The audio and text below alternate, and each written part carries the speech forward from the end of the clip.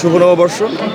আজকে পহেলা বৈশাখে আপনারা দেখছেন ঢাকা বিশ্ববিদ্যালয়ের চারুকলা অনুষদ কর্তৃক আয়োজিত আনন্দ শোভাযাত্রা। সেই আনন্দ শোভাযাত্রা যে মূল থিম করা হয়েছে সেটা হচ্ছে শেখ হাসিনার অসুর, খুনি হাসিনার অসুরকে দিয়ে মূলত এই মূল থিম করা হয়েছে।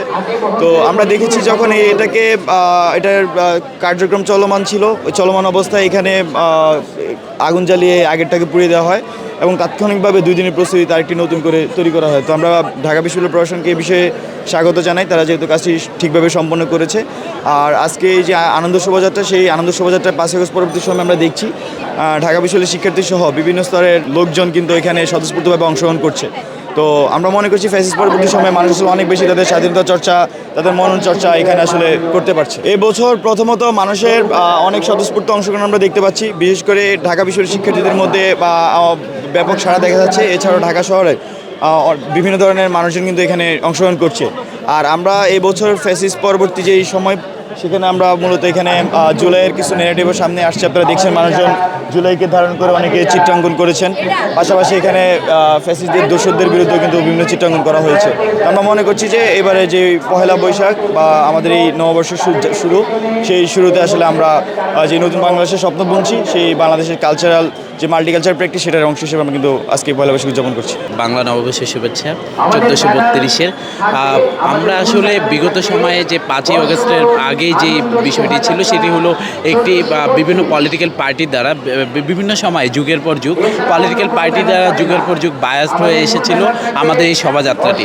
যেই শোভাযাত্রাটি আমাদের সংস্কৃতি, আমাদের আঞ্চলিকতা, আমাদের বাংলার যে টানের কথা বলছি, সেই বাংলা সংস্কৃতিকে ফুটে তুলে সেই সংস্কৃতি যদি পলিটিক্যালি বায়াসড হয়ে যায়, সেটি আসলে দুঃখজনক। কিন্তু এবার এসে আমরা দেখেছি এখানে খুব সাধারণ মানুষ এবং প্রত্যেকটা মুক্ত চেতনার যে মানুষগুলো রয়েছে তাদের আমরা উপস্থিতি দেখতে পাচ্ছি।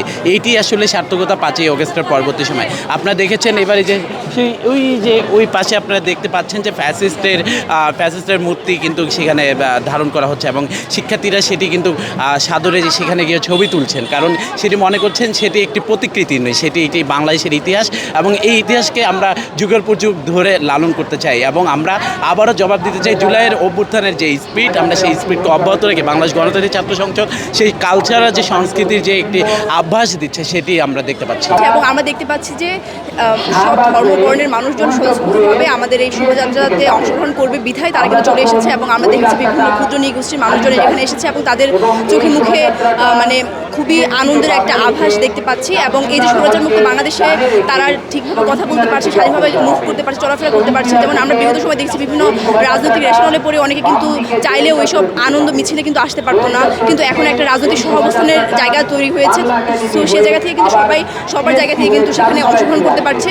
এবং আমি বলবো যে সবার একটা সহাবস্থানের সময় উপযোগী একটা অবস্থা তৈরি হয়েছে এবং সবাই আনন্দ উল্লাস করছে এবং এখানে এসে তারা অংশগ্রহণ করছে। একটা দেশ হবে, এই দেশ মাথা উঁচু করে দাঁড়াতে পারবে।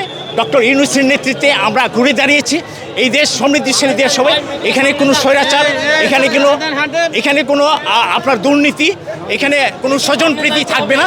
আমরা বাধাহীনভাবে এই দেশকে এগিয়ে নিয়ে যাব, এই প্রত্যাশা রাখছি। হ্যাঁ, একটু ভিন্নতা আমরা দেখছি, কারণ এখানে সারা বাংলাদেশের মানুষ অংশগ্রহণ করতে পারছে।